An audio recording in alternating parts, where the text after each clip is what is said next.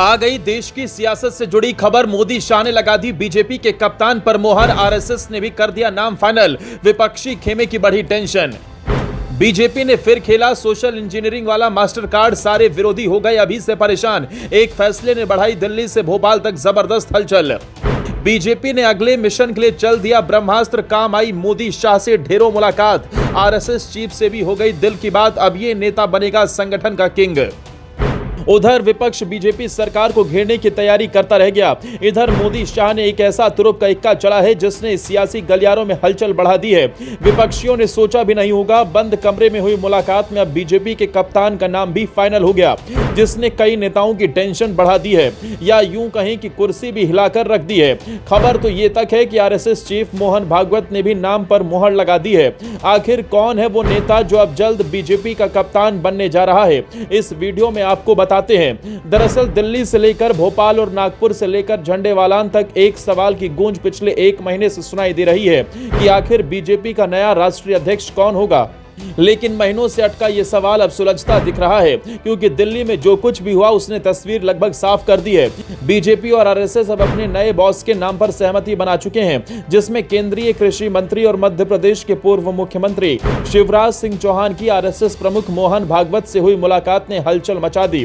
खबरों की माने तो करीब 2 साल बाद हुई यह मुलाकात मामूली नहीं थी। झंडेवालान में बने संघ कार्यालय केशव कुंज में दोनों के बीच करीब 45 मिनट तक बंद कमरे में बातचीत हुई। चर्चा का एजेंडा पूरी तरह गोपनीय रखा गया, लेकिन बाहर खबर आते ही सियासी गलियारों में भूचाल आ गया। सूत्र बताते हैं कि मुलाकात खत्म होते ही शिवराज सीधे एयरपोर्ट रवाना हो गए और भोपाल लौट गए।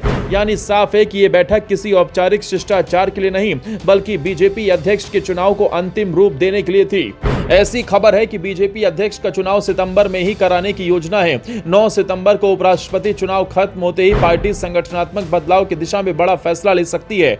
कोशिश यही है कि 28 सितंबर से पहले चुनाव प्रक्रिया पूरी कर ली जाए। ऐसे में शिवराज की संघ प्रमुख से हुई मुलाकात इस और साफ संकेत देती है कि आरएसएस और बीजेपी हाईकमान अब एकमत हैं, बस आधिकारिक घोषणा होना बाकी है। इस बीच ये भी सवाल है कि आखिर शिवराज ही क्यों?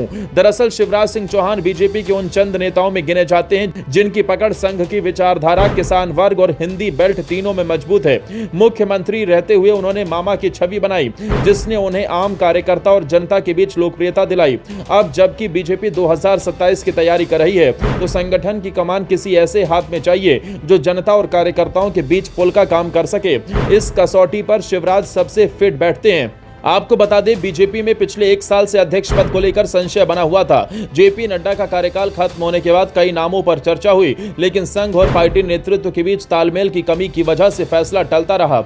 यही कारण रहा कि अध्यक्ष का चुनाव महीनों तक अधर में लटका रहा। लेकिन अब शिवराज भागवत की मुलाकात ने सारी स्थिति साफ कर दी है। इसे अंतिम हरी झंडी माना जा रहा है, यानी अब ऐलान महज औपचारिकता हो सकती है। इस मामले में जानकारों का कहना है कि सितंबर का महीना आते ही नए अध्यक्ष का चेहरा सामने होगा और सभी अटकलों पर विराम लग जाएगा। अगर सब कुछ तय कार्यक्रम के हिसाब से हुआ तो बीजेपी का जहाज अगले कुछ सालों तक मामा शिवराज सिंह चौहान की कप्तानी में चलेगा। अब आगे इस पर आधिकारिक मुहर लगती है या ये सिर्फ कयास है, ये तो आने वाला समय ही बताएगा।